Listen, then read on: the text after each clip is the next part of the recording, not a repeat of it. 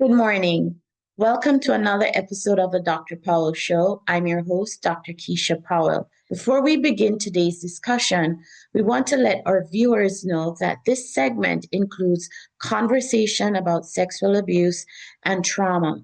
These topics may be difficult for some to hear. Our goal in sharing this story is not to sensationalize pain, but rather to bring awareness, understanding, and hope to those who may be silently carrying similar experiences. Viewer discretion is advised. We'll be right back.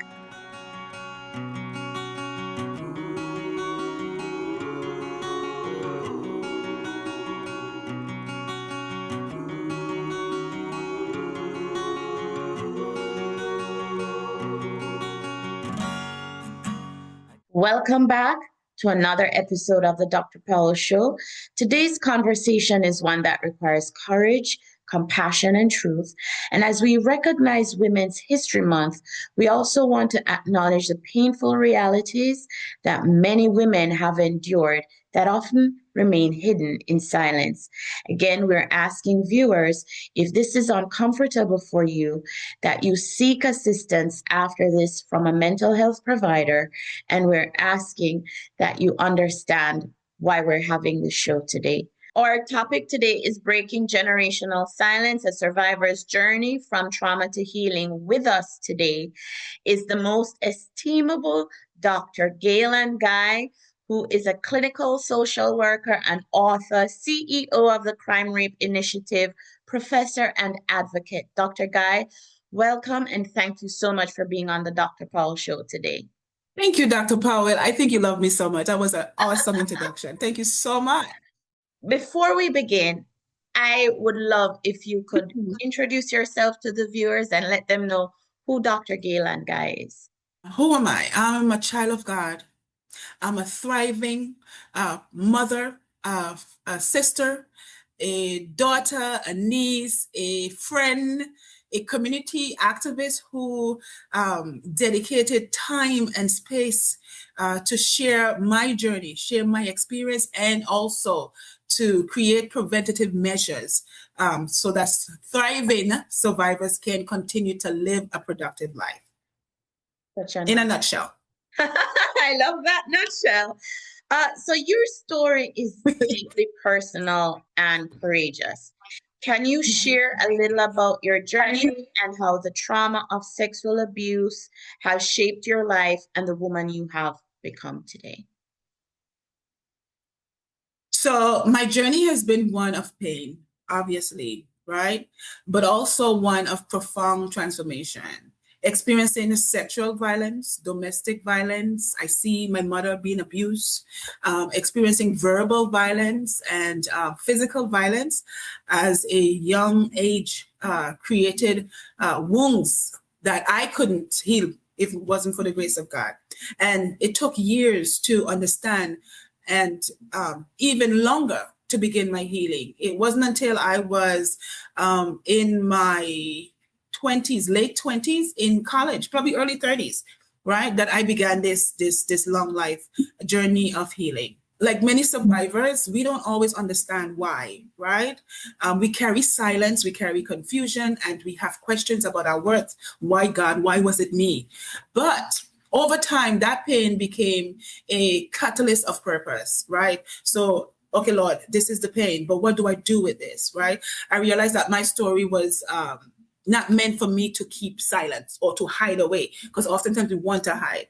It was meant to help others, and that is what I do. It was meant to help others find their voice, find their power, right? Today, my work in social work, public health, and advocacy is deeply rooted in that experience, right? It is what fueled me. It has shaped me into the woman who is committed to protecting children, empowering women, and breaking the cycle of violence. I like how you said that. You also said that your mom had also experienced trauma. How did this impact your life? And when did you begin to understand how her experience and your own pain were connected across generation? So experiencing the understanding rather the connection between my mother's trauma and my own took many years, many years. And it was my mother now became and still is to this day as a grown man, very verbally abusive. And words that cut you deep, words that you don't even know what she's talking about. The story was that my father had raped her. And I knew this. I am 51 years old. I know I look fine, but Yes, you do. it wasn't until a few years ago, right? It wasn't until a few years ago in my middle 40s, late 40s, where we were having, myself and my sisters, my mom were having a conversation. And my youngest sister asked, why is it that you always talk to Gail this way, right? And I mean, it's not just me. She has two other girls, but she's very protective of what she said, how she said it. And for the first time I heard her admit, she said, well, I don't like her.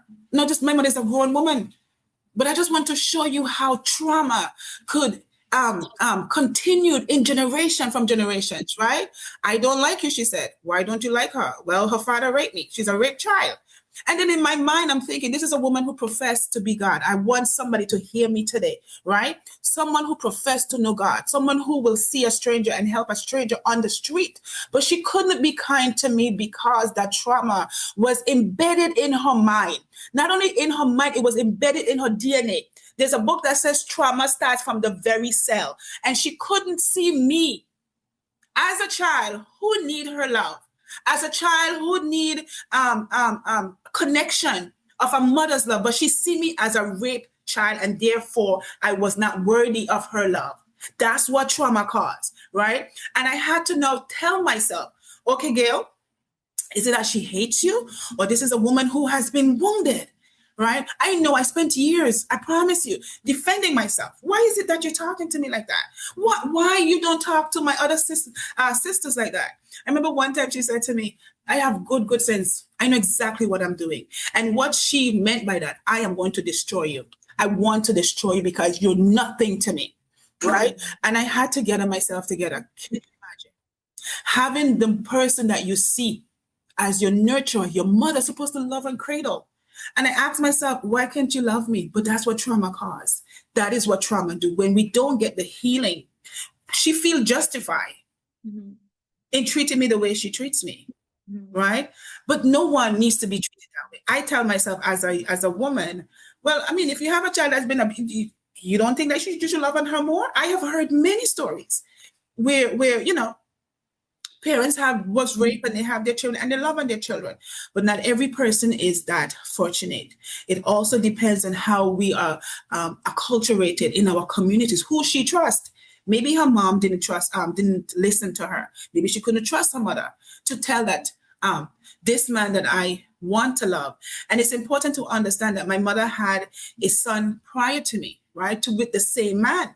And I'm wondering, he didn't rape you with the first, but he raped you with me. And it's very much possible, right? Yes. That you could be in relationship with people and you are and still be raped, right? So, and here I am on that product. So I came to understand that trauma does not only exist in isolation, it moves through families, through generation. I would have learned that my grandmother was also sexually abused, right? And she kept that through silence, right? Through unresolved pain, and that manifests. You may think that you're keeping yourself silent or you don't want to talk, but subconsciously, you manifest that pain in your everyday life.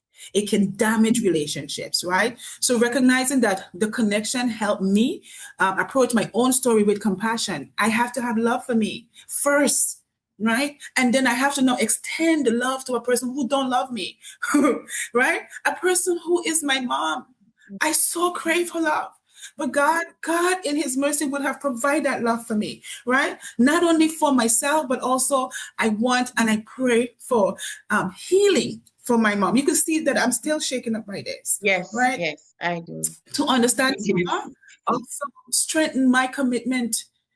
I am committed to break that cycle, so that the next generation, that my children and my grandchildren will never have to experience that, right? And that I can live in healing rather in inherited pain, rather in the pain that my mother constantly wanted to project on me because she herself is not healed. She is still experiencing the trauma. Seeing me connect that trauma. She see the pain. She experienced the pain again. So I understand. As much as it hurt, I understand, and I only pray for her healing. Yeah, so that's the connection. I like how you said that, you brought in the power of God to pray for healing, and you're able to forgive your mom of that, which leads me to sexual abuse and violence against women often thrive in silence. Survivors often carry emotions of shame, guilt, anger, or confusion. And you said earlier that, when you think about not just the trauma from mom, but what you experienced as a child, how did those emotions from your experience with childhood sexual abuse, how did those emotions show up in your life as you processed your experiences? Ooh, that is a deep question. So, again, we feel and thriving on silence is because it's some sort of comfort to you, right? Because if I tell, somebody's not going to believe me. So silence around sexual abuse or any form of abuse, it's often rooted in fear and the shame of it, right? You're fearful that you're going to be rejected if you say something. You feel shame because you felt something just happened that should not have happened, right? Survivors may fear being blamed, not being believed, or being judged by your family, by your communities. In many cultures, there is also a strong pressure to protect the family name, right? We can't say that this happened, right? Which unfortunately protects the perpetrator. You're not protecting that individual, that boy, that young girl, right? That woman that you hear every night, right? Instead you continuously victimize by not doing anything to help those individuals. Children especially are vulnerable because they may not fully understand all that is happening to them, right? Or that they may feel manipulated or coerced in believing the abuse is your fault. It is your fault. You're the one who went there. I remember my grandmother saying, and we'll get into that is your fault. You're a bad little girl. I mean, I am 5 years old. These people are in their early 20s, and I was the one that got the blame for it, right? So breaking that silence requires community that listen without judgment and system that responds with compassion, right? Church and schools. System begins with your family. Your mother and father and children is a system, right? It needs to begin there. Survivors need to know that their voice matters and that telling the truth is not a betrayal. It is actually courage. I like Opening your mouth and speaking up for yourself is courage, right? It is courage. You're not betraying anybody. What you're doing is first saving yourself. That's so and true. hopefully save other family members who might actually experience what you're experiencing. That is so true. I know you started a initiative called Cry Rape. How did Cry Rape come about, and what do the acronyms mean? Good question. So Cry Rape is an initiative that came about from a conversation I had with my auntie. Literally, she was leaving me to go to a different country, and she knew the dangers that was surrounding me. And so in her own way, in trying to protect me, she said, Gail, listen, if anybody ever come to do you anything, right, whether they want to beat you, whether it's a verbal or physical or even sexual, I want you to cry rape. Right. And what she really meant was for me to make a loud noise, bringing attention to what somebody else is doing me. And in the same way, cry rape means to report, make a loud noise, reporting, go to the right authorities. Anonymously, there are anonymous ways you can call into police station and say, listen, this has happened to this young lady or this young man, go check it out. Right. A is for being an advocate. Like my work now, I am all over the place in schools, in elementary schools, in high schools, in colleges, in community spaces, in church spaces, advocating for the rights of a young child to be heard, to be believed, advocating for individuals who would have gone through the experience and now need someone, right, to have some sort of compassion for them. P means to protect. We protect the individual who has been abused, whether it's a boy or girl. Because these days, it doesn't matter who it is. It doesn't matter your gender, whether it's a boy, a girl, transsexual, whomever. But we as community need to afford spaces to protect our young people, to protect that young woman, to protect that young man, right? And E now is that we educate ourselves, we educate communities, we educate our children. I remember a story that my daughter was telling me. She's a teacher, awesome girl. And so she said this little girl now was coming from school, and this neighbor, this guy was in her house all the time with her parents. And he came and he said, listen, your parents say that I must pick you up and drop you home. Mm-hmm. Now, what I love about this story is those parents would have already had conversation with that little girl. Whether it is a person that you know or a neighbor outside or stranger, there is a code. And if he's coming to pick you up from school, he must repeat the code. So she said to him, what is the code? He couldn't give her the code. And that little girl know that her parents did not send that man. But this was somebody that she knew. Oftentimes, it's not the boogeyman. It's not the strangers across the way. It is people that you knew. So because she knew that code, those parents had education with that girl. They told out the good and the bad. And that man could not have taken that little girl because he did not have that code. You understand? So cry rape means make a loud noise in reporting, advocating, protecting, and educating our loved ones. I love that. And I am going back to cry rape as well. I know you're an author. You've created not just these different workshops, but you now have a children's section to cry rape. Could you tell the viewers more about that? Yes, the narrative was so heavy, and so I had to retrain myself how to write so that children could understand. And so I changed up the order of the acronyms. So instead of crying rape, so that children understand what it is that eat a pear. And it's the same meaning: protect, educate, advocate, report, right? So I have just finished that manuscript. So yes, I'm excited. And what that book teachers, right? So it's for parents with children. It is for children from 5 to about 9, 10, and other people can also, any other age groups of children can read the book. It is also for schools, right? There is a promise in the back in protecting yourself. There are questions that teachers, parents ask the children so that they know, as far as in the education and in the discussions of they know that children understand the dangers that are out there and that they can guide them, in the right places. So yes, you see the excitement, right? I'm excited too. I can't wait for the book to come out. What changes do you believe society, families, and institutions will still need to make in how we respond to survivors of sexual abuse? So there are several critical changes we still need to make. First, we must believe survivors from the bat. We have to believe the little girl that takes the courage. We have to believe the little boy. We have to believe the woman who said this is happening over and over, even if he's the pastor. And this is the pastor's wife. And you want to believe the pastor, believe the wife. If the wife have to come to you and say, my husband is physically abusing me, believe her, please.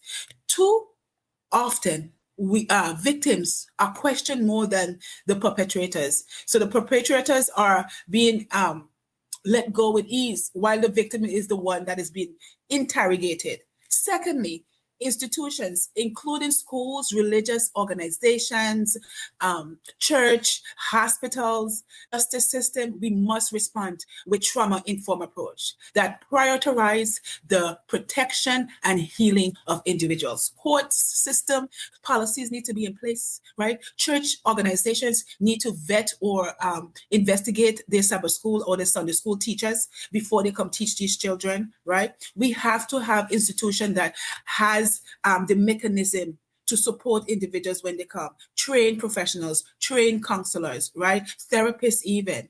Third, we must invest prevention by educating children. And the most important thing is we're not, and this needs to be echoed. This sentiment needs to be echoed even more. But once we learn that our voices are powerful, that's the first step. So third, we must invest in prevention by educating our children and communities about safety, boundaries, and how to speak up. Women History Month reminds us that progress comes from courage, right? Every survivor who speaks out contributes to building a safer world, a safer home, a safer community. Yes, we must speak up. Yes, we indeed need to speak up. I found that a lot of adults are now speaking up about things that have happened to them. In our field, we call it delayed trauma. But we want you to understand, and it's very important. And I thank you for that too, Dr. Guy, because we need more of this. We need to have these conversations.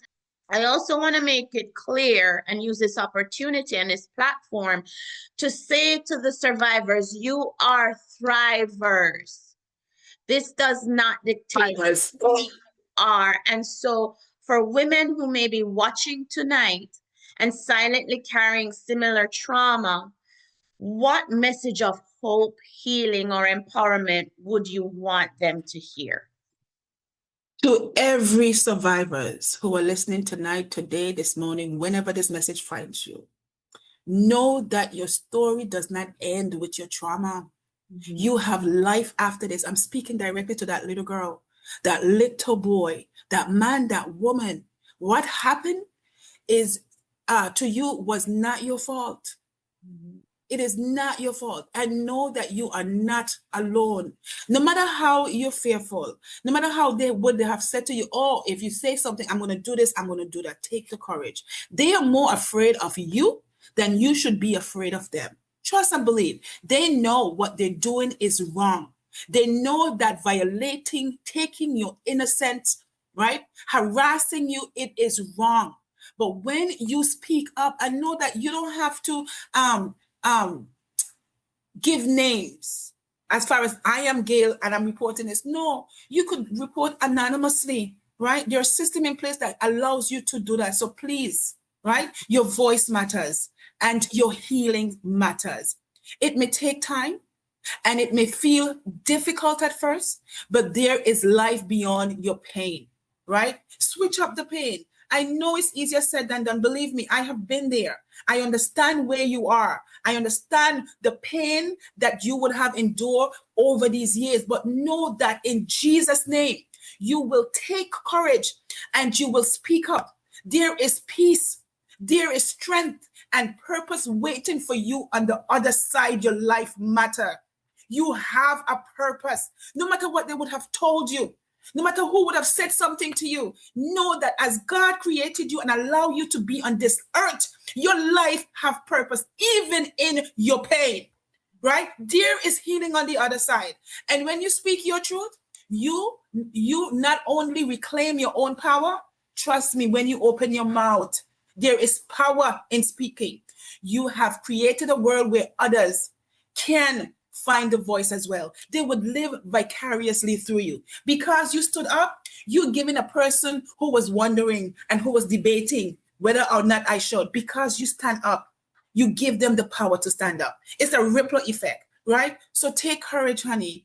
Take courage and know that God sees your pain, that God is on your side. For every thriving person who have experienced any form of abuse, know that God has you. Know that you in the palm of his hand and he will take you through this process. Take the first step and speak up. Your life matters. You are worthy. Thank you so much, Dr. Guy. Indeed, that is power. The fact that you speak powerfully. Thank you for what you're doing. Thank you for Cry Rape. Thank you for what you're doing for children. I hope the message will continue to flow through you, not only for this moment or in this space, but beyond that.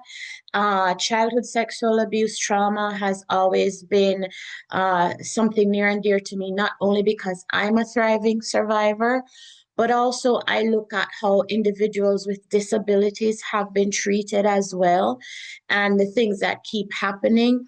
So again, for viewers, please reach out. How are viewers able to reach out to you? You can reach me by email, POCNO3@yahoo.com, or you can reach me at Gailann, GAILANN, an extra N, at outlook.com. I want thrivers. We are thrivers. We are not just survivors. I want thrivers to know that healing, I have to say this over and over again, healing is possible. You can move from this point to another point. Again, what happened to you does not define your worth. It doesn't define your future or your voice, right? My work through Cry Rape movement cry again, make a loud noise, report, advocate, protect was born from the understanding that silence protects only abusers. It doesn't protect you.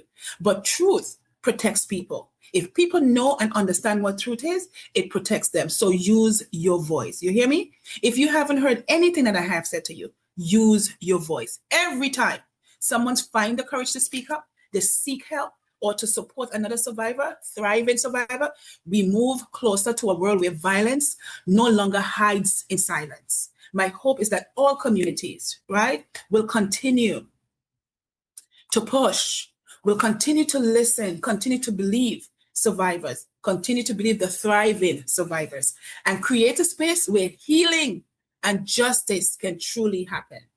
Amen. Thank you so much, Dr. Powell. Thank you so much for being here on the Dr. Powell Show again. We want to wish you all the best. And again, you heard it here on the Dr. Powell Show. For those who are out there, other clinicians, we want you to reach out to Field and Guy. Again, thank you so much for honoring us today on the Dr. Powell Show. And Dr. Powell, know that the work you're doing, that God's hands is upon you, and that you are going into homes, right? You're shedding light on issues that they will not otherwise find out about. So I just want to commend you on the work that you're doing, and may God bless you tremendously. Take care of yourself. Thank you so much.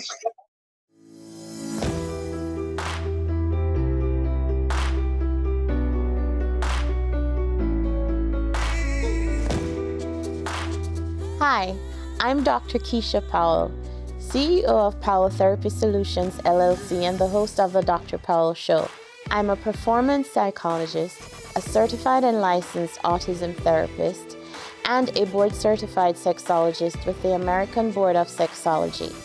Here at Powell Therapy Solutions, we're changing the dynamic of how persons diagnosed with autism spectrum disorders receive services and how treatment is delivered for trauma care. For more information, visit our website at powelltherapysolutions.com or email us at powelltherapysolutions@gmail.com. Remember, Powell Therapy Solutions, real support, real growth, and real inclusion. As we close today's conversations, we want to thank Dr. Guy for the courage it took to share such a deeply and personal story. Conversations like this remind us that trauma does not define a woman's worth, her future, her strength. But during Women's History Month, we celebrate the achievement and resilience of women. We must also acknowledge the struggles many women have endured in silence. Breaking the silence is part of creating a future where survivors are believed, supported, and empowered to heal. This is what the Dr. Powell Show is about.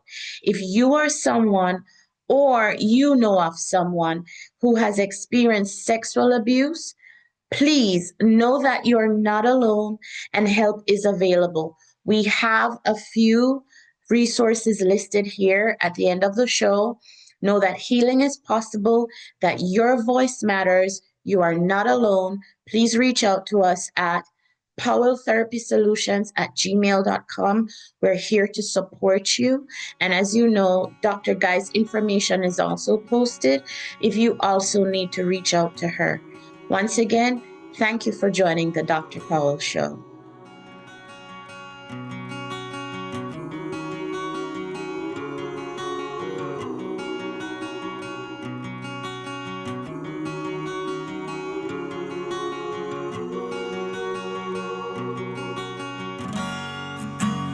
Don't know where I am, but I know just where I'm going. Following footsteps in the sand, yeah, it leads me home again.